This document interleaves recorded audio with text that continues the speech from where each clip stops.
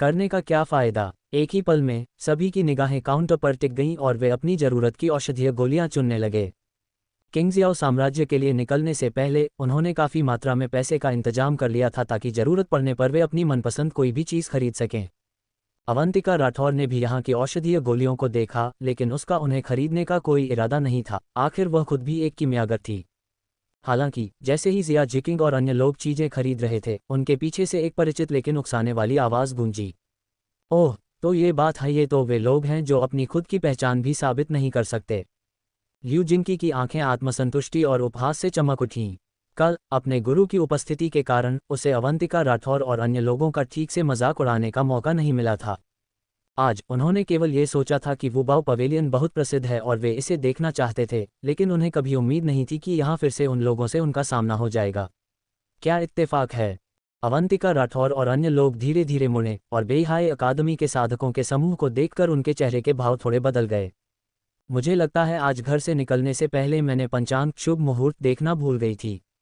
बाहर कदम रखते ही मेरा सामना कुछ कष्टप्रद चीज़ों, बकवास लोगों से हो गया, जिसने मेरा मूड सच में खराब कर दिया। जिया जिकिंग ने बिना किसी हिचकिचाहट के पलटवार किया। वह चुपचाप सहने वालों में से नहीं थी। जिया जिकिंग, तुम्हारी जुबान निश्चित रूप से बहुत तेज है। ल्यू जिंकी की आंखें क्रोध से भर गईं, लेकिन उसने जल्दी ही खुद को संभाल लिया। यह उन लोगों से कहीं बेहतर है जिन्हें दरवाजे से बाहर ही रोक दिया जाता है और चाहे वे कितनी भी कोशिश कर लें, अंदर नहीं जा सकते। अवंतिका राठौर ने उदासीनता से ल्यू जिंकी की ओर देखा, फिर जिया जिकिंग की ओर मुड़कर कहा, पागल कुत्तों से बहस करने का क्या फ़ायदा। उन्हें भौंकना पसंद है, तो क्या तुम भी उनके साथ भौंकने लगोगी।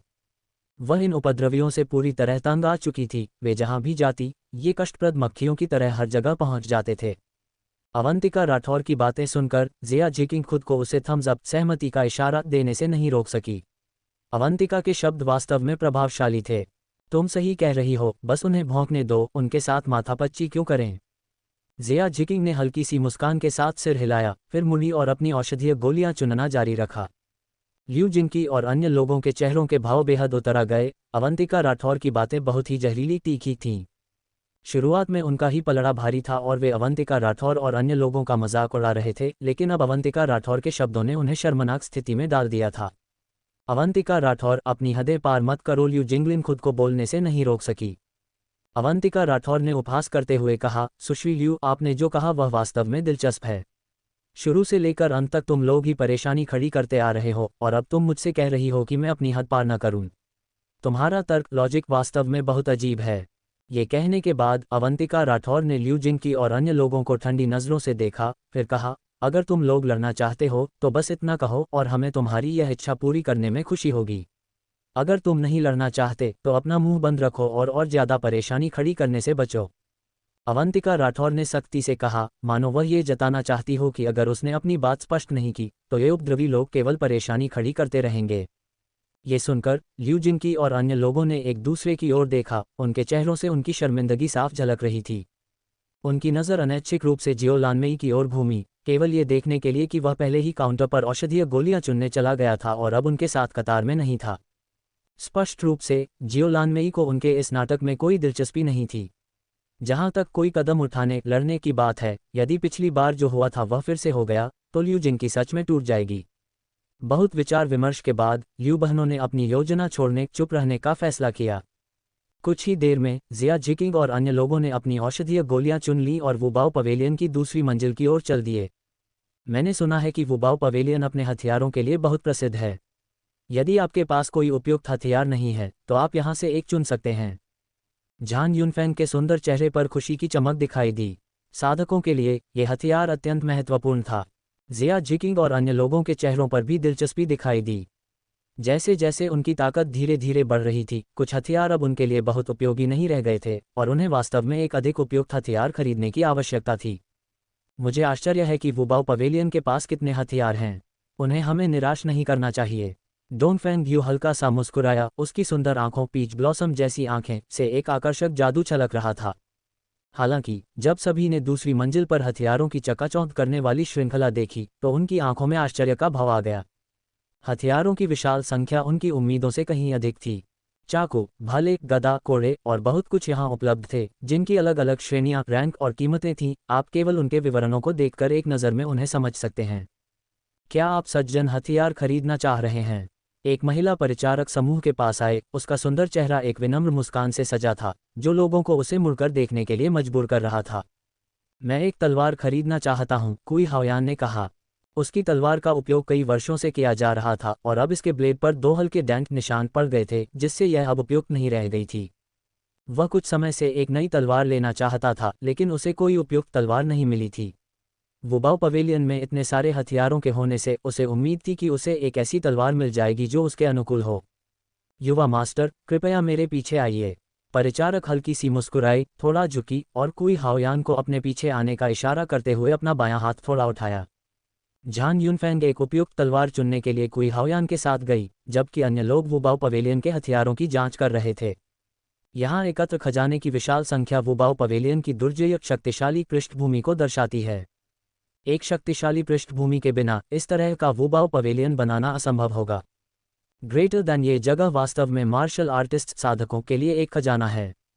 ग्रेटर दैन, जिया जिकिंग की नज़र अपने सामने रखे एक आग जैसे लाल कोड़े पर पड़ी। कोड़ा बेहद सख्त था और उसका रंग बहुत सुंदर था, ये काफ़ी प्रभावशाली था। जिकिंग, ये लंबा कोड़ा तुम पर बहुत जंच रहा है, झान युनफेंग ने मुस्कुराते हुए कहा। जिया जिकिंग थोड़ी मुस्कुराई, लेकिन जब उसकी नज़र उसकी अत्यधिक आसमान छूती कीमत पर पड़ी तो उसने अनिच्छा से वह लंबा कोड़ा नीचे रख दिया। वह अपने परिवार में बहुत चहेती नहीं थी और उसके पास शुरुआत से ही बहुत पैसा नहीं था, इसलिए वह फिलहाल इन चीज़ों का खर्च नहीं उठा सकती थी। लियू किन्यू गोंग शाओकिंग के करीब ही रही। कल जब से गोंग शाओकिंग ने कहा था कि वह उसकी मंगेतर है, तब से लियू किन्यू बहुत खुश थी। भले ही वह झूठ था, लेकिन उसे लगा कि गोंग शाओकिंग के साथ उसका रिश्ता एक कदम और करीब आ गया है। झान युनफेंग, अवंतिका राठौर और जिया जिकिंग एक पंक्ति में खड़ी होकर लियू किन्यू को एक छोटी पूंछ की तरह गोंग शाओकिंग के पीछे पीछे जाते हुए देख रही थीं। तीनों खुद को आहें भरने से नहीं रोक सकी, इतनी जहमत क्यों उठाना। लियू किन्यू वास्तव में गोंग शाओकिंग को बहुत पसंद करती है। वह कल केवल इसलिए बहुत उत्साहित थी क्योंकि गोंग शाओकिंग उसके लिए खड़ा हुआ था। झान युनफेंग ने अपना सिर हिलाया और आह भरी। वह गोंग शाओकिंग को काफ़ी समय से जानती थी और वह अच्छी तरह से जानती थी कि गोंग शाओकिंग लियू किन्यू को केवल एक छोटी बहन के रूप में मानता है, लेकिन लियू किन्यू ने यह कभी नहीं समझा था। लियू किन्यू की अपनी जिद दृढ़ता है और शायद वह भविष्य में सफल हो जाए, अवंतिका राठौर ने धीरे से कहा। वे वास्तव में दूसरे लोगों के मामलों पर कोई टिप्पणी नहीं कर सकते थे। सुश्री लियू सुंदर हैं, सक्षम हैं और एक कीमियागर एल्केमिस्ट हैं। मुझे समझ नहीं आता कि गोंग शाओकिंग उन्हें पसंद क्यों नहीं करता। जिया जिकिंग की आंखों में बेबसी की एक झलक कौंध गई। ये स्थिति, जहां महिला तो इच्छुक थी लेकिन पुरुष उदासीन था, ने उसे गहरी आह भरने पर मजबूर कर दिया। जैसे ही जिया जिकिंग ने अपनी बात पूरी की, झान युनफेंग की नज़र अनायास ही उस पर जा पड़ी और उसके चेहरे पर एक चतुर शरारती मुस्कान फैल गई। जिकिंग, मेरी राय में बाई जुन्यू तुम्हारे साथ बहुत अच्छा व्यवहार करता है। मुझे आश्चर्य है कि क्या तुम्हारे मन में उसके लिए कोई विचार है। ये सुनकर जिया जिकिंग अवाक रह गई। युनफेंग, तुम क्या बकवास कर रही हो? बाई जुन्यू और मेरे बीच ऐसा कुछ नहीं है।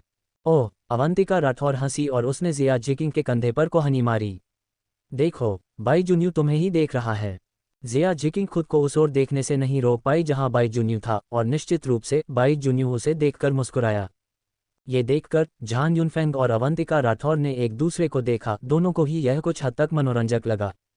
सेमेस्टर की शुरुआत के कुछ समय बाद ही उन्होंने पहले ही ध्यान दे दिया था कि बाई जुन्यू जिया जिकिंग की बहुत परवाह करता था, लेकिन जिया जिकिंग इस बात से पूरी तरह अनजान लग रही थी। तुम सब बकवास कर रही हो, हम्फ। जिया जिकिंग कुछ शब्द कहने के बाद वहां से चली गई और कहीं और हथियार देखने लगी, जिससे अवंतिका राठौर और झान युनफेंग के चेहरों पर केवल असहाय हल्की मुस्कान रह गई। ऐसा लगता है कि बाई जुन्यू को जिकिंग का दिल जीतने के लिए काफ़ी लंबा इंतजार करना पड़ेगा, झान युनफेंग ने मुस्कुराते हुए टिप्पणी की। अगर आप सच में किसी को पसंद करते हैं तो थोड़ा और समय बिताने इंतजार करने में क्या हर्ज है। अवंतिका राठौर हल्की सी मुस्कुराई, फिर उसने वह लंबा कोड़ा उठा लिया जिसे जिया जिकिंग ने पहले भारी कीमत देखकर नीचे रख दिया था। हालांकि वह और जिकिंग बहुत अच्छी दोस्त थीं, लेकिन उसने जिकिंग की पारिवारिक पृष्ठभूमि के बारे में ज़्यादा नहीं पूछा था।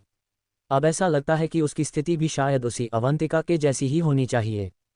कुई हाओयान बहुत खुश था क्योंकि उसे आखिरकार वुबाओ पवेलियन में एक उपयुक्त हथियार मिल गया था। इस हथियार के साथ उसकी युद्ध क्षमता, प्रभावशीलता भी काफ़ी बढ़ जाएगी। गोंग शाओकिंग और अन्य लोगों की बात करें तो उन्हें नए हथियारों की कोई आवश्यकता नहीं थी, क्योंकि उनके हथियार पहले से ही काफ़ी उपयोगी और उनके अनुकूल थे।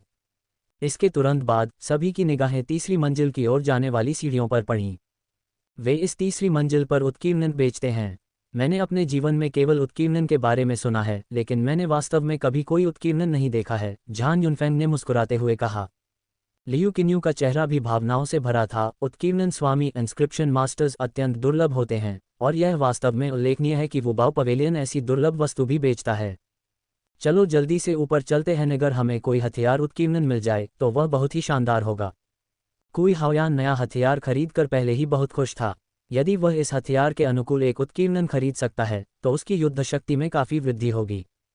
ठीक जब हर कोई उत्साह से ऊपर जाने की तैयारी कर रहा था, परिचारक की आवाज़ आई जो उन्हें याद दिला रही थी, मेहमानों, आज तीसरी मंजिल पर उत्कीर्णन स्वामी मौजूद हैं। कृपया जब आप ऊपर जाएं तो अपनी आवाज़ धीमी रखें और उनकी बातचीत में खलल न डालें, अन्यथा आपको बाहर निकाला जा सकता है। परिचारक की इस विनम्र चेतावनी को सुनकर सभी ने सहमति में सिर हिलाया। उत्कीर्णन स्वामी तो मास्टर की म्यागरों से भी दुर्लभ होते हैं, इसलिए उनकी ताकत काफ़ी होनी चाहिए, उन्हें अतिरिक्त सावधान रहना चाहिए। हालांकि हर कोई और भी अधिक उत्साहित था, क्योंकि उन्होंने कभी कोई उत्कीर्णन ही नहीं देखा था। उत्कीर्णन स्वामी को तो छोड़ ही दें, आज वुबाओ पवेलियन की यात्रा करना पूरी तरह से सार्थक हो गया। जब हर कोई वुबाओ पवेलियन की तीसरी मंजिल पर पहुंचा तो वहां का नज़ारा स्पष्ट रूप से उनके द्वारा की गई कल्पना से अलग था और उनकी उम्मीदों से कहीं बढ़कर था। वुबाओ पवेलियन की तीसरी मंजिल पहली और दूसरी मंजिल जितनी भव्य नहीं है, और तथाकथित उत्कीर्णन अनुभाग केवल एक थोड़ा छोटा सा काउंटर है। उत्कीर्णन बेचने की जगह की तुलना में अवंतिका राठौर को ये जगह एक चाय घर टी हाउस की तरह अधिक लगी, जिसमें एक सुरुचिपूर्ण सजावट थी और चाय की हल्की हल्की सुगंध आ रही थी। चाय की मेज पर सफ़ेद दाढ़ी वाले 3 बुजुर्ग व्यक्ति तीखी बहस कर रहे थे। उनके चेहरे लाल थे और वे स्पष्ट रूप से किसी मुद्दे पर गहन विचार विमर्श कर रहे थे। अवंतिका राठौर स्थिति देखकर बता सकती थी कि ये तीनों बुजुर्ग निश्चित रूप से उत्कीर्णन स्वामी हैं और उनकी चल रही बहस अकादमिक तकनीकी मुद्दों के बारे में होगी। इससे पता चलता है कि इन तीनों उत्कीर्णन स्वामियों ने अपनी सारी ऊर्जा उत्कीर्णन कला को समर्पित कर दी है, अन्यथा वे कभी इतनी तीखी बहस नहीं करते। बगल के काउंटर को देखकर मुझे लगता है कि यहाँ के उत्कीर्णन भी इन्हीं तीनों उत्कीर्णन स्वामियों द्वारा बनाए गए हैं। हालांकि ये स्पष्ट है कि इन तीनों उत्कीर्णन स्वामियों ने बिक्री के लिए उत्कीर्णन नहीं बनाए थे। वे बस अपने खाली समय में यहाँ कुछ उत्कीर्णन ले आए ताकि जगह भर सके, शायद वुबाओ पवेलियन के मालिक के साथ अपना समझौता पूरा करने के लिए। अन्यथा वुबाओ पवेलियन की तीसरी मंजिल ऐसी नहीं दिखती। अवंतिका राठौर और उसके समूह को देखकर काउंटर पर बैठा परिचारक खुद को मुस्कुराने से नहीं रोक सका। क्या आप यहाँ उत्कीर्णन खरीदने आए हैं? गोंग शाओकिंग और अन्य लोगों ने सिर हिलाया, उनकी नज़रें काउंटर पर रखे उत्कीर्णनों पर पड़ीं। यहाँ बहुत अधिक उत्कीर्णन नहीं थे, वे केवल उनके पैटर्न नमूनों को देख पा रहे थे, लेकिन उन्हें समझ नहीं आ रहा था कि उनका उद्देश्य क्या था। मुझे बताएं कि आप किस प्रकार का उत्कीर्णन खरीदना चाहते हैं और मैं आपको चुनने में मदद कर सकता हूं, परिचारक ने मुस्कुराते हुए कहा। गोंग शाओकिंग और अन्य लोगों की आंखें चमक उठीं। जैसा कि सभी जानते हैं, यह उत्कीर्णन हथियारों की युद्ध शक्ति को बढ़ा सकता है, जिससे ये साधकों के लिए एक उत्कृष्ट सहायता बन जाता है। ठीक जब हर कोई इस बात पर विचार कर रहा था कि कौन सा उत्कीर्णन उनके अनुकूल होगा, बेईहाई अकादमी के साधकों का एक समूह ऊपर आ गया। उन्हें भी वुबाओ पवेलियन द्वारा पेश किए गए उत्कीर्णन में बहुत दिलचस्पी थी, क्योंकि उन्हें आमतौर पर इसे खरीदने का कोई अवसर नहीं मिलता है।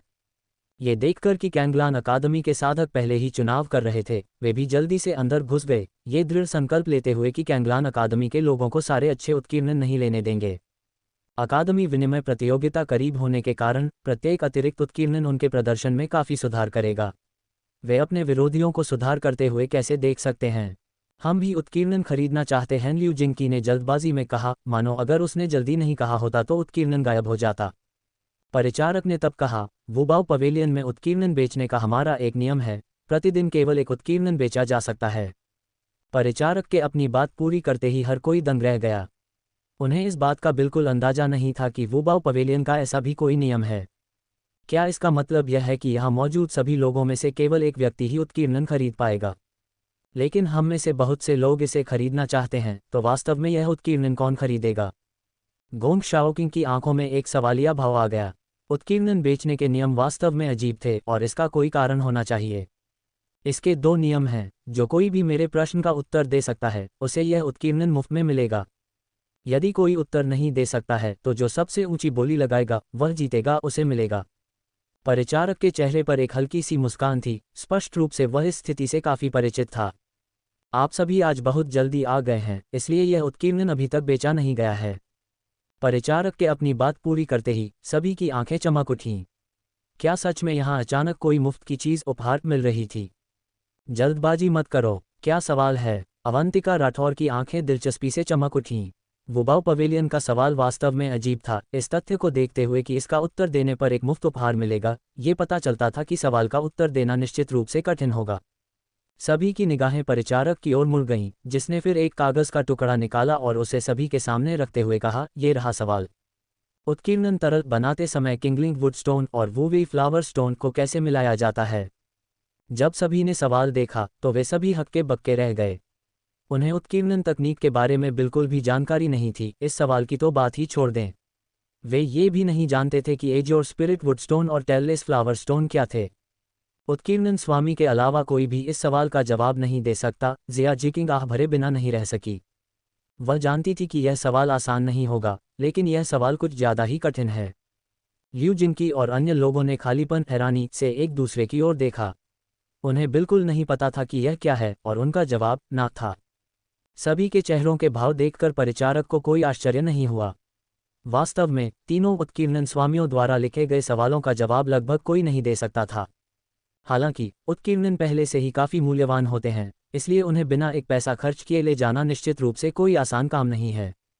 अवंतिका राठौर को यह सवाल मनोरंजक लगा। जिस उत्कीर्णन स्वामी ने इसे तैयार किया था, वह स्पष्ट रूप से सभी के लिए मुश्किलें पैदा करने की कोशिश कर रहा था।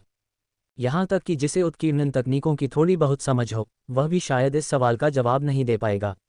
यदि वह गलत नहीं है, तो उत्कीर्णन स्वामी का ये सवाल वास्तव में केवल सवाल पूछने के बारे में नहीं था। उनका कभी भी उत्कीर्णन को मुफ्त में देने का इरादा नहीं था। ये सवाल उठाना केवल सभी को हतोत्साहित करने, पीछे हटने पर मजबूर करने का एक तरीका था। इस नियम के बिना कई लोग शायद प्रतिदिन केवल एक उत्कीर्णन बेचने की शिकायत करते। इस तरह सभी का ध्यान तुरंत दूसरी तरफ बढ़ गया। इस तरह के सवाल का जवाब कौन जान सकता है? मेरी राय में हमें बस सबसे ऊंची बोली लगाने वाले को जीतने देना चाहिए, जू हाउलिंग ने कहा। स्पष्ट रूप से उपस्थित कोई भी व्यक्ति सवाल का जवाब नहीं दे सकता था। जिया जिकिंग और अन्य लोग जू हाउलिंग की ओर देखे बिना नहीं रह सके, ये सोचते हुए कि जू हाउलिंग का सबसे बड़ा हुनर पैसा पानी की तरह बहाना था। हालांकि अवंतिका राठौर अचानक बोल पड़ी, किसने कहा कि कोई इस सवाल का जवाब नहीं दे सकता?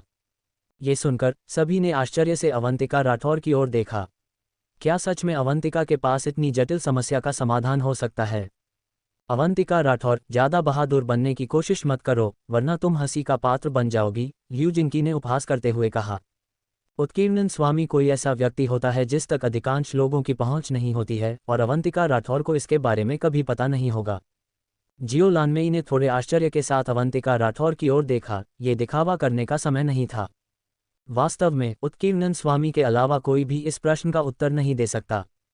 जिया जिकिंग और अन्य लोग भी हैरान दिख रहे थे। वे केवल इतना जानते थे कि अवंतिका राठौर एक कीमियागर है, उन्हें कभी नहीं पता था कि उसे उत्कीर्णन तकनीकों का ज्ञान है। किंगलिंग वुड स्टोन और वूवे बिना पूंछ वाले फ्लावर स्टोन को पीसकर पाउडर बना लें, उसमें ग्रीन वाइन ट्री हरी बेल का रस मिलाएं और तेज आंच पर तब तक पकाएं जब तक वे एक साथ घुल न जाएं, अवंतिका राठौर ने धीरे धीरे कहा। लिू जिंकी और अन्य लोग अवंतिका राठौर के आत्मविश्वास भरे शब्दों को लेकर संशय में थे, क्योंकि उन्होंने तो कभी बिफेंग पेड़ बाइफेंग ट्री के रस के बारे में सुना भी नहीं था। लियू किन्यू भी हैरान थी। वह केवल औषधीय जड़ी बूटियों के बारे में जानती थी, और अवंतिका राठौर स्पष्ट रूप से अयस्क और जैसी धातुओं के बारे में बात कर रही थी, जिसके बारे में वह भी कुछ नहीं जानती थी। लिू जिंकी और अन्य लोगों ने संदेह की दृष्टि से अवंतिका राठौर की ओर देखा।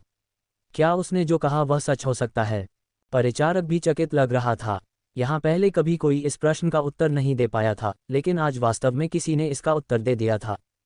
परिचारक, अगर वह गलत है तो आप जो चाहे कह सकते हैं, हिचकिचाएगा मत, लिू जिंकी ने कहा।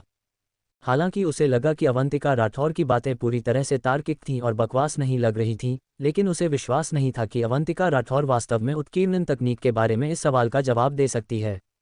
बेहाई अकादमी के साधकों ने भी इसे गंभीरता से नहीं लिया। उनके लिए उस सवाल का जवाब देना बिल्कुल असंभव था। हालांकि परिचारक के अगले उत्तर ने उन्हें अवाक कर दिया। आप बिल्कुल सही हैं। परिचारक का चेहरा आश्चर्य भरी मुस्कान से चमक उठा। मुझे उम्मीद नहीं थी कि आपको उत्कीर्णन तकनीकों का ज्ञान होगा। आप मुफ्त में घर ले जाने के लिए कोई भी उत्कीर्णन चुन सकती हैं। हर कोई अवंतिका राठौर को खाली नजरों हैरानी से घूर रहा था, ये सोचकर कि क्या वह उनसे मजाक कर रही थी। उसने वास्तव में सही जवाब दिया था। क्या ऐसा नहीं था कि अवंतिका राठौर पहले सवालों के जवाब देते समय सिर्फ अनुमान लगा रही थी? वाह अवंतिका, तुम अद्भुत हो। जिया जिकिंग बहुत उत्साहित दिख रही थी। अगर वो बाव पवेलियन की तीसरी मंजिल पर शोर शराबे को लेकर प्रतिबंध न होता तो वह खुशी से उछल पड़ती। ये शानदार था। उन्होंने बेहाई अकादमी के साधकों को पूरी तरह से कुचल दिया था। गोंग शाओकिंग और अन्य लोगों ने भी गहरा आश्चर्य व्यक्त किया। वे नहीं जानते थे कि अवंतिका राठौर उत्कीर्णन तकनीकों के बारे में इतनी जानकार कब हो गई। बेहाई अकादमी के साधक शर्मिंदा दिख रहे थे, लेकिन कुछ हद तक हैरान भी थे। उन्होंने उम्मीद नहीं की थी कि अवंतिका राठौर को इस तरह की चीज़ों के बारे में इतना कुछ पता होगा। ऐसा लग रहा था कि उन्होंने उसे कमाका था। लिu जिंकी बहुत नाखुश थी, लेकिन उसे अवंतिका राठौर से थोड़ी ईर्ष्या भी हो रही थी। उत्कीर्णन आमतौर पर मिलना मुश्किल होता है और वुबाओ पवेलियन के उत्कीर्णन और भी अधिक असाधारण हैं, जिनकी कीमत बहुत अधिक होती है। लेकिन अब अवंतिका राठौर उन्हें मुफ्त में ले जा सकती है। हालांकि अवंतिका राठौर ने आगे जो कहा उसने बेहाई अकादमी के साधकों को एक बार फिर चौंका दिया। अवंतिका राठौर ने जिया जिकिंग और अन्य लोगों से कहा, इन उत्कीर्णनों में नज़र डालो और देखो कि क्या कोई उपयुक्त है। जिसे भी कोई उपयुक्त चीज़ मिल जाए वह उसे ले सकता है। अवंतिका, क्या तुम्हें यह नहीं चाहिए? झान युनफेंग ने आश्चर्य से पूछा। यह उत्कीर्णन साधकों के लिए बहुत मददगार है। अवंतिका राठौर ने हल्का सा सिर हिलाया। मेरी तलवार अभी उत्कीर्णन के लिए उपयुक्त नहीं है। ये सुनकर झान युनफेंग और अन्य लोग समझ गए कि ग्लेज्ड तलवार कांच की तलवार के रैंक स्तर को देखते हुए ये उत्कीर्णन वास्तव में अनुपयुक्त हो सकते हैं।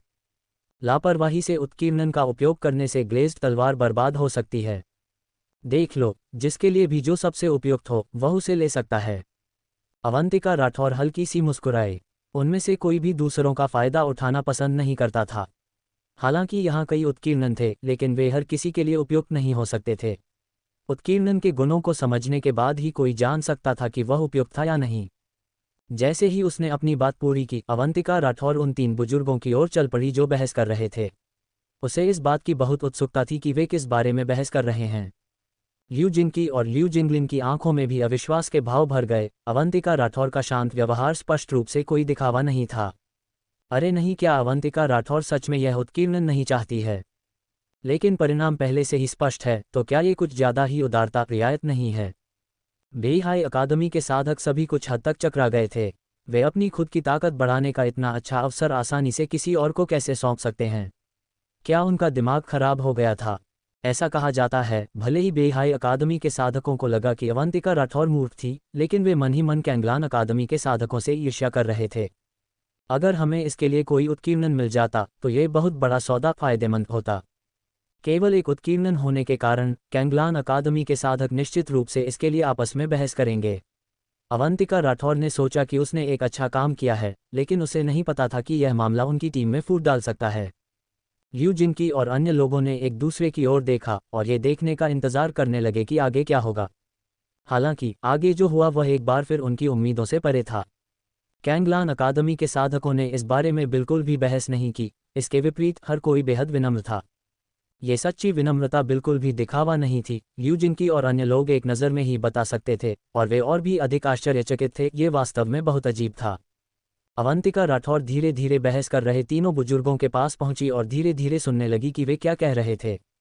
मैंने तुमसे कहा था, ये ब्लैक गोल्ड अयस्क और उग्र विस्फोटक पत्थर को पीसकर पाउडर बनाना चाहिए और फिर उसे संघनित तरल के साथ मिलाना चाहिए और फिर 60 डिग्री की आंच पर पकाना चाहिए, सफ़ेद कपड़ों वाले बुजुर्ग बूढ़े ली ने कहा। बूढ़े ली, तुम्हारा तरीका काम नहीं करेगा। उग्र विस्फोटक पत्थर बेहद हिंसक खतरनाक होता है। यदि तुम इसे उबालने के लिए 60 डिग्री की आंच का उपयोग करते हो तो इसके फटने की बहुत संभावना है। दूसरी तरफ ग्रे रंग का लबादा पहने एक बुजुर्ग व्यक्ति गंभीर दिख रहा था।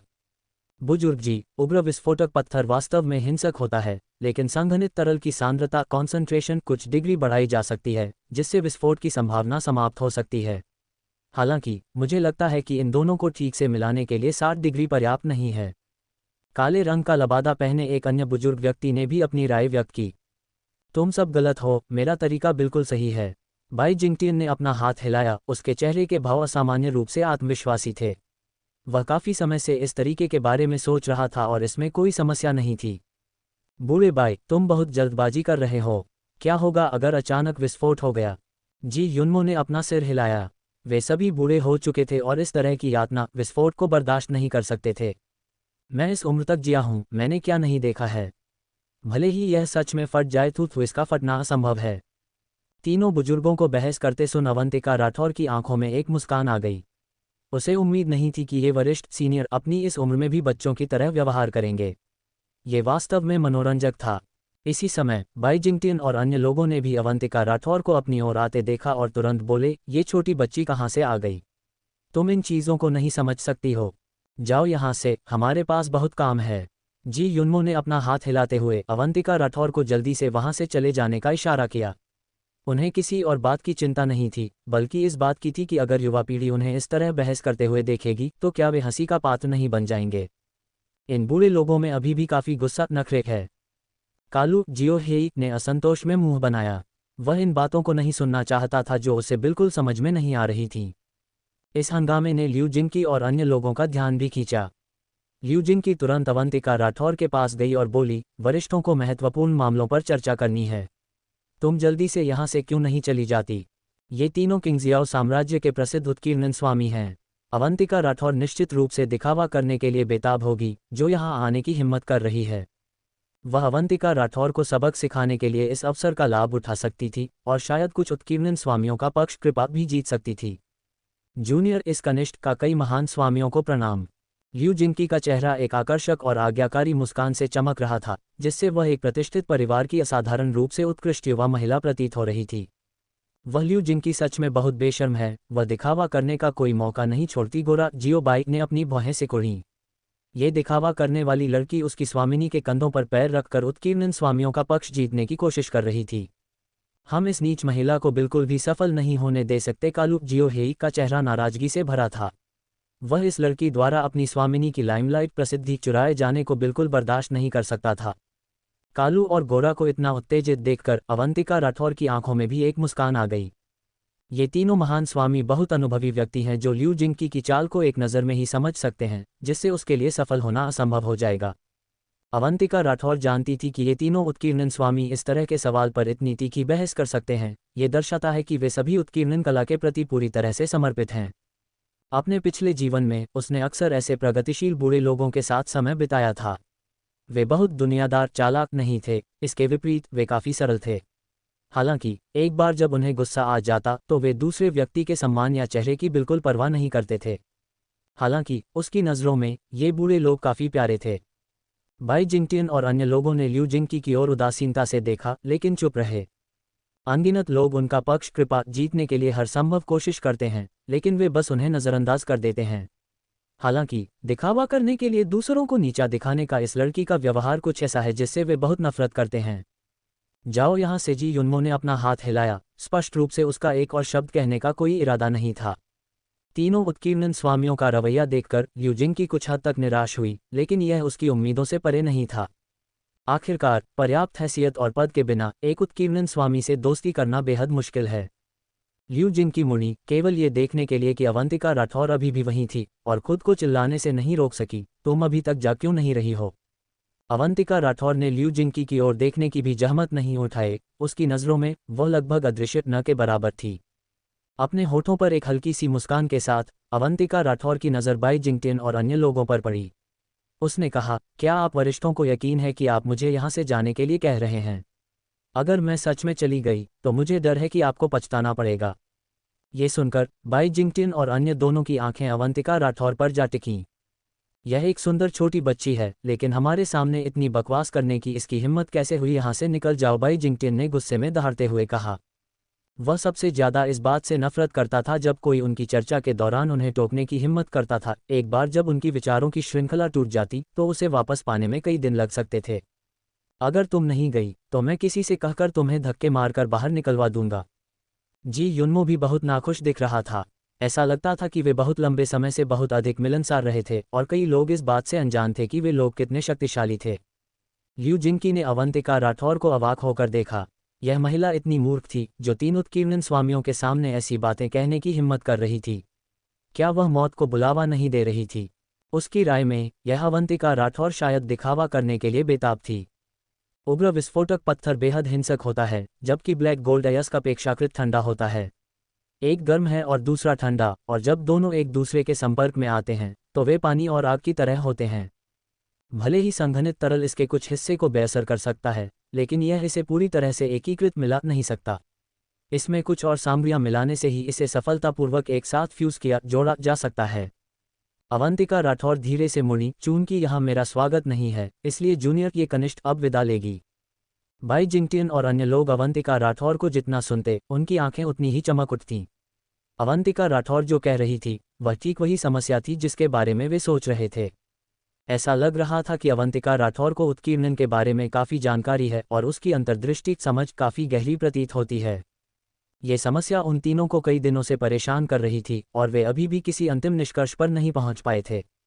जहां तक प्रयोग एक्सपेरिमेंट की बात है, वे अतीत में शायद ठीक थे, लेकिन ऐसा कौन सा उत्कीर्णन स्वामी है जिसके साथ उत्कीर्णन तरल तैयार करते समय कुछ विस्फोट न हुए हों। बात बस इतनी सी है कि जब मैं छोटा युवा था और मेरी प्रतिक्रिया का समय तेज था तो कोई समस्या नहीं थी, लेकिन अब जब मैं वास्तव में बूढ़ा हो गया हूं, तो अगर विस्फोट होने पर मैंने समय रहते प्रतिक्रिया नहीं दी तो सच में मेरी जान जा सकती है। अवंतिका राठौर को जाते हुए देखकर बाई जिंगटियन ने जल्दी से कहा, छोटी बच्ची, मुझे बताओ तुम इसमें और क्या जोड़ना चाहती हो। बाई जिंगटियन और अन्य लोगों की ओर पीठ किए हुए अवंतिका राठौर के चेहरे पर एक हल्की सी मुस्कान थी। Starry night pink stardust powder. Bai Jingtian और अन्य दोनों ने एक दूसरे की ओर देखा और उन सभी ने आश्चर्य से पुकारते हुए कहा, स्टारडस्ट पाउडर बहुत हल्का होता है और जब इसे संघनित तरल के साथ मिलाया जाता है तो यह उग्र विस्फोटक पत्थर की क्रूरता, तीव्रता और ब्लैक गोल्ड अयस्क की ठंडक को बेअसर कर सकता है। जी युनमो ने विचार करते हुए कहा, हे भगवान, मैंने ये क्यों नहीं सोचा। बाई जिंगटियन ने अपना माथा पीटा। उसने पहले कई तरीकों के बारे में सोचा था, लेकिन उसने कभी स्टारडस्ट पाउडर के बारे में नहीं सोचा था। किन किंगवू ने सिर हिलाया। हालांकि स्टारडस्ट पाउडर की मात्रा भी एक समस्या है। स्टारडस्ट पाउडर की थोड़ी मात्रा पर्याप्त नहीं है, लेकिन अगर स्टारडस्ट पाउडर बहुत अधिक हो जाता है तो इसका भी कोई असर नहीं होगा। उन तीनों ने आश्चर्य और खुशी के साथ अवंतिका राठौर की ओर देखा। बहुत समय हो गया था जब उन्होंने किसी ऐसे युवा को देखा था जो इसके बारे में इतना जानता हो। इसके अलावा मेरे सामने खड़ी ये लड़की तो बस एक किशोरी है, वह इतना सब कैसे जान सकती है। ऐसी होनहार प्रतिभा का मिलना दुर्लभ है। हम अवंतिका राठौर को ऐसे ही कैसे जाने दे सकते हैं। बाई जिंगटियन खुद को पुकारने से नहीं रोक सका, छोटी बच्ची, वापस आओ और हमें बताओ कि आगे क्या होगा। वह इतने लंबे समय से बिना किसी समाधान के इस सवाल पर विचार कर रहा था और अब एक युवा लड़की ने केवल उनकी बातचीत सुनकर ही इसका जवाब दे दिया था। ये वास्तव में आश्चर्यजनक था। हालांकि अवंतिका राठौर ने कहा, वरिष्ठों ने पहले ही इस जूनियर को चले जाने के लिए कह दिया था। जूनियर को भी कुछ काम थे, इसलिए वह विदा ले रही है। ये देखकर कि अवंतिका राठौर जाने ही वाली थी, बाई जिंगटियन और अन्य दोनों चिंतित हो गए और जल्दी से उठकर अवंतिका राठौर के पास चले गए। बाई जिंगटियन ने अवंतिका राठौर की ओर देखा, उसके चेहरे पर एक दयालु लेकिन चतुर मुस्कान फैल गई। छोटी बच्ची, क्या तुम पहले जो हुआ उसे लेकर परेशान नाराज हो। इस जूनियर की ऐसी हिम्मत कहाँ। अवंतिका राठौर ने शांति से कहा, मैं तुम्हें पहले कम आंकने के लिए माफ़ी मांगता हूँ। आओ और हमारे साथ चर्चा करो कि इस स्टारडस्ट पाउडर का कितना उपयोग किया जाना चाहिए। बाई जिंगटियन ने चौड़ी मुस्कान के साथ कहा, उसे किसी जूनियर से माफ़ी मांगने में बिल्कुल भी शर्म महसूस नहीं हो रही थी। बाई जिंगटियन के इस रूप को देखकर अवंतिका राठौर पूर्व महान कबीले के उन बूढ़े लोगों के बारे में सोचने से खुद को नहीं रोक सकी। वे स्पष्ट रूप से इसी तरह के प्यारे बूढ़े लोग थे। इससे पहले कि अवंतिका राठौर जवाब दे पाती, बाई जिंगटियन और जी युनमो ने अवंतिका राठौर को कुर्सी पर खींच लिया था। ल्यू जिंगकी अपने सामने के दृश्य को खाली नजरों हैरानी से घूरती रही। स्थिति इतनी तेजी से बदली थी कि वह पल भर के लिए अवाक रह गई थी। क्या मजाक हो रहा है। अवंतिका राठौर वास्तव में उत्कीर्णन तकनीक को समझती है। सिर्फ इतना ही नहीं, उसने उस समस्या को भी सुलझा दिया जो तीनों उत्कीर्णन स्वामियों को परेशान कर रही थी। ये कैसे संभव है। और फिर भी ये सब वास्तव में हुआ। न केवल ल्यू जिंगकी बल्कि काउंटर पर मौजूद सभी लोगों ने भी इस दृश्य को देखा। उन्होंने केवल ये देखा कि तीनों उत्कीर्णन स्वामी, जो शुरू में क्रोधित थे, ने अचानक अपना रवैया बदल लिया और यहाँ तक कि अवंतिका राठौर की ओर मुड़कर माफ़ी भी मांगी। अवंतिका राठौर ने वास्तव में ऐसा क्या किया था जिससे इतना नाटकीय दृश्य सामने आ गया। हे भगवान, ये तीनों उत्कीर्णन स्वामी कौन हैं। उन्होंने वास्तव में अवंतिका के पास जाने की हिम्मत की। क्षमा करें, अवंतिका तो स्वर्ग को भी चुनौती देने वाली है। जान युनफैंग गहरी सांस लिए बिना नहीं रह सकी। अवंतिका राठौर का ये कदम बिल्कुल धरती हिला देने वाला था और उसके छोटे से दिल में पूरी तरह से हलचल मच गई थी। डोंगफेंग यू की आंखें प्रशंसा से भरी थीं। अवंतिका हमेशा से इतनी उत्कृष्ट और चकाचौंध करने वाली थी, चाहे कुछ भी हो जाए। अवंतिका को उत्कीर्णन तकनीकों के बारे में इतना ज्ञान कब हो गया। वह बहुत कुछ जानती है। अवंतिका तो मेरी आदर्श आइडल फैजिया झिकिंग की आंखें विस्मय से भरी थीं। उसके दिमाग में अवंतिका बस सर्वशक्तिमान थी। उत्कीर्णन तकनीक यह इतनी जटिल चीज थी कि उसे आश्चर्य हो रहा था कि अवंतिका के दिमाग की संरचना कैसी थी। अवंतिका केवल 16 वर्ष की है, लेकिन वह न केवल बहुत प्रतिभाशाली है बल्कि कीमिया कला में भी पारंगत है और अब उसे उत्कीर्णन तकनीक का भी काफी ज्ञान है। भले ही वह अपना सारा समय लगा दे, फिर भी उसे विश्वास नहीं हो रहा था कि अवंतिका इतनी सारी चीजों में महारत हासिल कर सकती है, और फिर भी यह वास्तव में हुआ था। लियू किन्यू का चेहरा भी सदमे से भरा था। बचपन से लेकर बड़े होने तक उसे हमेशा हर किसी ने प्रतिभाशाली ही कहा था। न केवल वह असाधारण रूप से कुशल थी, बल्कि उसमें कीमिया कला में भी उल्लेखनीय प्रतिभा थी। हालांकि केवल वह जानती थी कि उसके लिए कीमिया सीखना कितना कठिन था। इसके लिए बस पर्याप्त समय नहीं था। यदि उसकी इच्छाशक्ति इतनी मजबूत नहीं होती तो वह कभी सफल नहीं हो पाती। हालांकि अवंतिका राठौर के पास साधना और कीमिया कला के बीच संतुलन बनाते हुए उत्कीर्णन तकनीक सीखने का भी समय है। क्या वह लोहे की बनी है? सबसे महत्वपूर्ण बात यह है कि अवंतिका राठौर उन सवालों का जवाब देने में सक्षम थी जिन पर तीनों उत्कीर्णन स्वामी बहस कर रहे थे, जो ये दर्शाता है कि अवंतिका राठौर का उत्कीर्णन तकनीक का ज्ञान निश्चित रूप से केवल सच ही नहीं है, ग्रेटर दैन मुझे शक है कि वह उत्कीर्णन तकनीकों में भी काफी निपुण है। ग्रेटर दैन, ये सोचकर लियू किन्यू को लगा कि अवंतिका राठौर भयानक रूप से प्रतिभाशाली थी। वह कल्पना भी नहीं कर सकती थी कि अवंतिका राठौर की भविष्य की उपलब्धियां कैसी होंगी। कैसी अजीब लड़की, असामान्य प्रतिभा है। लियू जिंगलिन की आंखों में अभी भी तिरस्कार की झलक थी। वह कभी स्वीकार नहीं करेगी कि अवंतिका राठौर असाधारण रूप से उत्कृष्ट थी। शायद अवंतिका राठौर ने केवल इस सवाल का जवाब कहीं सुन लिया था। इतनी कम उम्र में वह संभवतः ऐसी समस्या कैसे सुलझा सकती है जिसे उत्कीर्णन स्वामी भी नहीं सुलझा सके। दिमाग वाला कोई भी व्यक्ति यह जान जाएगा कि वह संभवतः अपने आप इस उत्तर तक नहीं पहुंच सकती थी। अवंतिका राठौर के बैठने के बाद बाई जिंगटिन पूछने के लिए और इंतजार नहीं कर सका। छोटी बच्ची, तुम्हें क्या लगता है कि हमें स्टारडस्ट पाउडर के साथ क्या करना चाहिए? हमें इसे कब डालना चाहिए?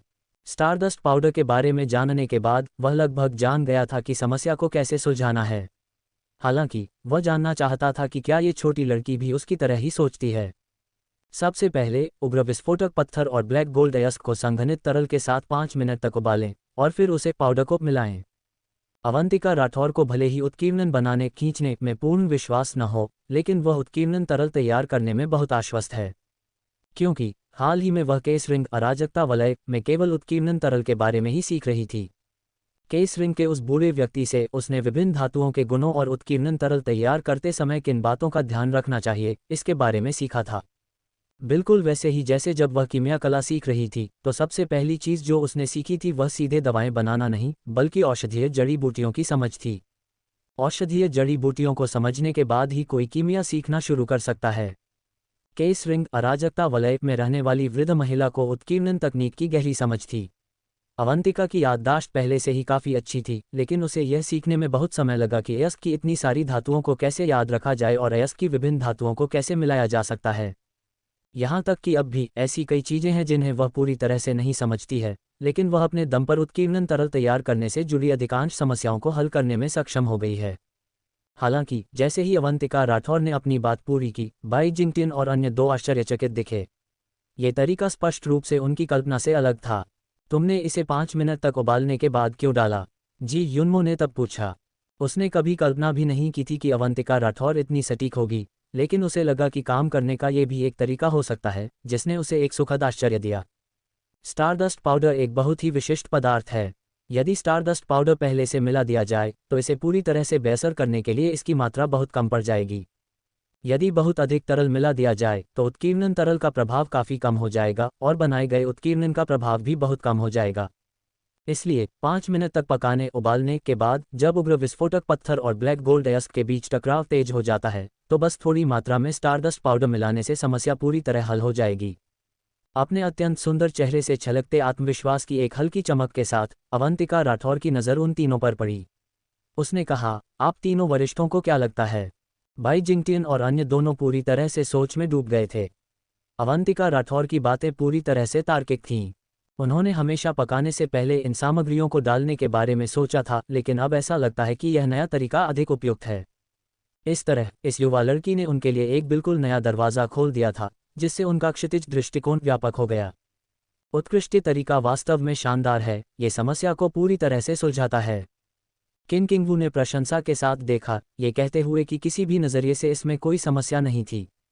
अगर इस छोटी लड़की ने उन्हें याद न दिलाया होता, मार्गदर्शन न किया होता, तो शायद वे लंबे समय तक किसी समाधान तक नहीं पहुंच पाते। भाई जिंगटियन भी खुशी से मुस्कुराया। छोटी बच्ची, तुम्हारा नाम क्या है? अवंतिका राठौर के प्रति अपने पिछले असंतोष की तुलना में भाई जिंगटियन को अब अवंतिका राठौर आंखों को और भी अधिक भाने लगी थी, पसंद आने लगी थी। उसने कई वर्षों में ऐसी होनहार युवा प्रतिभा नहीं देखी थी। वह वास्तव में उत्कीर्णन क्षेत्र में एक उभरता हुआ सितारा थी। मेरा नाम अवंतिका राठौर है। अवंतिका राठौर ने खड़े होकर प्रणाम किया। अवंतिका राठौर की विनम्रता देखकर भाई जिंगटियन और अन्य दोनों और भी अधिक प्रभावित हुए। ऐसा युवा वास्तव में दुर्लभ था। लड़की अवंतिका, तुम्हें कैसे पता था कि इस समस्या को कैसे सुलझाना है? जी युन्मो खुद को पूछने से नहीं रोक सका। अवंतिका राठौर बहुत छोटी है। यह आश्चर्यजनक है कि उसने इतनी कम उम्र में ऐसी उपलब्धियां हासिल कर ली हैं। खैर, अवंतिका राठौर ने एक पल के लिए विचार किया, फिर तुरंत उस गुरु मास्टर के बारे में सोचा जिसका नाम वह हमेशा आगे कर देती थी। ऐसा लग रहा था कि इस बार उसे फिर से सारा श्रेय इसी गुरु पर मरना होगा। जूनियर इस कनिष्ठ ने पहले अपने गुरु से उत्कीर्णन तकनीक के बारे में बहुत कुछ सीखा था, इसी कारण वह उत्तर दे सकी। भाई जिंगटियन और अन्य दोनों ने एक दूसरे की ओर देखा। अवंतिका राठौर का उत्तर काफी विनम्र था, लेकिन ये स्पष्ट था कि उसने स्वयं ही उत्तर दिया था। तुरंत भाई जिंगटियन और अन्य लोगों को एहसास हुआ कि अवंतिका राठौर के गुरु निश्चित रूप से कोई साधारण व्यक्ति नहीं होंगे। लड़की अवंतिका, क्या मैं पूछ सकता हूं कि तुम्हारे गुरु का नाम क्या है? किन किंगवू की आंखों में जिज्ञासा की एक झलक कौंध गई। महान शिक्षक ही महान छात्र पैदा करते हैं। इतनी कम उम्र में अवंतिका राठौर की उपलब्धियों ने दिखा दिया था कि उसके गुरु निश्चित रूप से कोई अज्ञात व्यक्ति नहीं थे। अवंतिका राठौर ने झेपते हुए शर्मिंदा होने का, मुस्कुराने का नाटक किया। मेरे गुरु एक स्वतंत्र आत्मा हैं, स्वतंत्र रूप से जीवन जीते हैं और उन्हें मेरा उनका नाम लेना पसंद नहीं है। ये सुनकर भाई जिंगटियन और अन्य दो को कोई आश्चर्य नहीं हुआ, क्योंकि कुछ विशेषज्ञ आराम और स्वतंत्रता का जीवन पसंद करते हैं। यहाँ तक कि कई पुराने लोग भी विवादों में पड़ने से कतराते हैं और बस शांतिपूर्ण जीवन जीना चाहते हैं। हम समझते हैं। भाई जिंगटियन ने अपना हाथ हिलाया। तुम जैसे शिष्य को पढ़ाने में सक्षम होने के लिए तुम्हारे गुरु को निश्चित रूप से एक उत्कीर्णन ग्रैंडमास्टर होना चाहिए। भाई जिंगटियन अच्छी तरह जानता था कि उसे अधिक से अधिक एक उत्कीर्णन स्वामी माना जा सकता था, जबकि अवंतिका राठौर के गुरु एक उत्कीर्णन ग्रैंडमास्टर कहलाने के लिए पूरी तरह से योग्य थे, क्योंकि दूसरे पक्ष द्वारा पढ़ाए गए शिष्य उन समस्याओं को हल कर सकते थे जिन्हें वे खुद समझ नहीं सकते थे, जिससे पता चलता है कि दूसरा पक्ष कितना सक्षम था। छोटी बच्ची, मेरे पास एक और सवाल है, तुम उसका जवाब क्यों नहीं देती? जी युन्मो की आंखें दिलचस्पी से चमक उठीं। वह भी जानना चाहता था कि यह अवंतिका राठौर वास्तव में कितनी सक्षम थी। एक सवाल का जवाब देना एक इत्तेफाक हो सकता है, शायद उसने संयोग से अपने गुरु को पहले उस सवाल का जिक्र करते हुए सुना हो। असली कौशल तो अन्य सवालों का जवाब देने में सक्षम होने में है। वरिष्ठ, कृपया पूछिए। भाई जिंगटियन और अन्य लोगों के साथ बातचीत करते हुए अवंतिका राठौर व्यापक रूप से मुस्कुराए। उसे लगा मानो वह अपने पिछले जीवन में लौट आए हो, उन बूढ़े लोगों के साथ एक दूसरे से सवाल जवाब करने की उस भावना में। उसने वास्तव में उस पल को याद किया। कैट्स-आई ग्लास और उग्र विस्फोटक पत्थर को एक साथ कैसे मिलाया जा सकता है? उग्र विस्फोटक पत्थर अयस्क नामक एक धातु खनिज है जिसका उपयोग अक्सर अग्निगुण वाले उत्कीर्णन बनाते समय किया जाता है। हालांकि ये बहुत हिंसक होता है और अगर इसे सावधानी से न संभाला जाए तो आसानी से समस्याएं पैदा कर सकता है। इसलिए उत्कीर्णन स्वामियों का इस उग्र विस्फोटक पत्थर के साथ प्यार और नफरत का रिश्ता है। भाई जिंगटियन और किन किंगवू ने भी अवंतिका राठौर की ओर देखते हुए हल्की सी मुस्कान दी। वे भी जानना चाहते थे क्या अवंतिका राठौर इसका जवाब दे सकती है। अवंतिका राठौर की नज़र भाई जिंगटियन और अन्य दो के चेहरों पर घूमी और उसके होठों पर धीरे धीरे एक मुस्कान फैल गई। कैट्स-आई ग्लास की बनावट हल्की सौम्य होती है और इसे उग्र विस्फोटक पत्थर के साथ घुलने में कोई समस्या नहीं होती है। हालांकि कैट्स-आई ग्लास उपकरणों से पीसकर पाउडर बनाने के लिए बहुत कठोर होता है, लेकिन इसे ब्लैक उल्कापिंड तरल डालकर नरम किया जा सकता है और फिर उग्र विस्फोटक पत्थर में घोला जा सकता है। हालांकि मेरे पास इन दोनों की अनुकूलता मिलने के बारे में एक और विचार है। यदि इसमें थोड़ा गिल्टाइट पाउडर सुनहरे पत्थर का पाउडर मिला दिया जाए तो उत्कीर्णन तरल और भी बेहतर काम करेगा। अवंतिका राठौर ने सीधे अपने विचार व्यक्त किए और अब उसे प्रत्येक धातु अयस्क और के गुण याद हो गए थे। उसी समय उसकी अपनी कुछ अंतर्दृष्टि समझ भी थी। बिल्कुल केस रिंग अराजकता वलय में उस बूढ़े व्यक्ति की तरह जो अक्सर कुछ अप्रत्याशित काम करता था और अंत में वे सभी अच्छे परिणाम प्राप्त करते थे। उत्कीर्णन तकनीक का सार यह है कि आपको बेहतर उत्कीर्णन बनाने के लिए विभिन्न तकनीकों के साथ प्रयोग करने की आवश्यकता होती है। गिल्डेड स्टोन सुनहरे पत्थर का पाउडर। भाई जिंगटियन ने हल्की सी भौहें सिकुड़ीं। पहले कभी किसी के मन में यह विचार नहीं आया था, लेकिन गिल्डेड स्टोन में वास्तव में ऐसे कुछ प्रभाव होते थे। यदि यह वास्तव में संभव है तो उसके उत्कीर्णन के प्रभाव में फिर से सुधार होगा। ये सोचकर बाई जिंगटियन और भी अधिक उत्साहित हो गया। नहीं, मुझे वापस जाकर इसे आजमाना होगा। इस तरीके ने मुझे सच में बहुत कुछ नया सोचने पर मजबूर कर दिया है। बाई जिंगटियन का दिमाग गिल्डेड स्टोन के विचारों से भर गया था। उसने पहले इस संभावना के बारे में कैसे नहीं सोचा था। केवल बाई जिंगटियन ही नहीं, बल्कि जी युनमो और किन किंगवू को भी अवंतिका राठौर के बयान से एक नई दिशा ज्ञान मिली। पिछले कुछ वर्षों में वे कुछ विशिष्ट मुद्दों पर अड़े रहे थे, जिसके कारण वे एक ही ढर्रे में फंस गए थे और अपनी सोच को व्यापक बनाने में विफल रहे थे। इस समय अवंतिका राठौर के मार्गदर्शन याद दिलाने ने उनके लिए एक नई दुनिया खोल दी और कुछ समस्याएं जो लंबे समय से अनसुलझी थी, उनका एक संभावित समाधान मिल गया। लड़की, मैं अपने विचारों को आजमाने के बाद वापस आऊंगा और तुम्हारे साथ इस पर चर्चा करूंगा, जी युनमो ने कहा। उसी क्षण उनके दिमाग में ढेरों विचार कौंध गए। उन्हें अभी वापस जाना था, अन्यथा ये प्रेरणा क्षणभंगुर गायब हो जाएगी और यदि वे भूल गए तो उन्हें निश्चित रूप से पछताना पड़ेगा। तीनों महान स्वामियों को हवा की तरह जाते देख अवंतिका राठौर की मुस्कान चौड़ी हो गई। जैसा कि उसने कल्पना की थी, वे प्यारे बूढ़े लोगों का एक समूह थे। एक बार नई संभावना की खोज हो जाने के बाद उनके लिए कुछ और मायने नहीं रखता। उनका फुर्तीला और ऊर्जावान व्यवहार शायद ही किसी बूढ़े व्यक्ति जैसा था। अवंतिका राठौर को देखकर ल्यू जिंग की अवाक रह गई। स्पष्ट रूप से अवंतिका राठौर वास्तव में उत्कीर्णन तकनीक को समझती थी। इतना ही नहीं, वह तीनों उत्कीर्णन स्वामियों के साथ सुचारू रूप से संवाद करने में भी सक्षम थी, और यहाँ तक कि उसने तीनों महान स्वामियों को उनके संदेह दूर करने में भी मदद की। तार्किक रूप से देखा जाए तो उसकी वर्तमान उम्र को देखते हुए ये बिल्कुल असंभव है। यह अवंतिका राठौर सच में एक असामान्य प्रतिभा राक्षस है। तीनों उत्कीर्णन स्वामियों को एक के बाद एक हवा की तरह जाते देखकर जिया जिकिंग और अन्य लोग अवंतिका राठौर के पास आए बिना नहीं रह सके। उनकी आंखें संदेह से भरी थीं। अवंतिका, क्या हुआ? जिया जिकिंग ने निकास द्वार बाहर जाने के रास्ते की दिशा में देखा। तीनों उत्कीर्णन स्वामियों को क्या हो गया है? केवल जिया जिकिंग ही नहीं, बल्कि गोंग शाओकिंग और अन्य लोगों ने भी संदेह की दृष्टि से अवंतिका राठौर की ओर देखा। ये बहुत ही अजीब था। अवंतिका राठौर शांति से मुस्कुराए। उन्होंने बस कुछ बहुत महत्वपूर्ण मुद्दों, समाधानों के बारे में सोचा है। अवंतिका राठौर का उत्तर सुनने के बाद भी सभी के दिलों में संदेह अभी तक दूर नहीं हुआ था। ऐसा किस तरह का सवाल हो सकता है जो इन तीन महान स्वामियों को इतना चिंतित कर दे? बेईहाई अकादमी के साधक खुद को ल्यू जिंग की ओर देखने से नहीं रोक सके। उन्हें चिंता थी कि उनके पास जाने से तीनों महान स्वामी नाराज हो जाएंगे, इसलिए उन्होंने करीब जाने की हिम्मत नहीं की थी और उन्हें बिल्कुल भी अंदाजा नहीं था कि क्या हुआ था। ल्यू जिंग ने उनके सामने अपना सिर हिलाया। वह खुद नहीं जानती थी कि इस मामले में क्या कहे। वैसे तुम्हारा उत्कीर्णन का चुनाव कैसा चल रहा है? अवंतिका राठौर ने पूछा। ये पहले ही चुना जा चुका है। ये गोंग शाओकिंग के अनुकूल है, जिया जिकिंग ने मुस्कुराते हुए कहा। कुई हाओयान और अन्य लोगों ने सहमति में सिर हिलाया।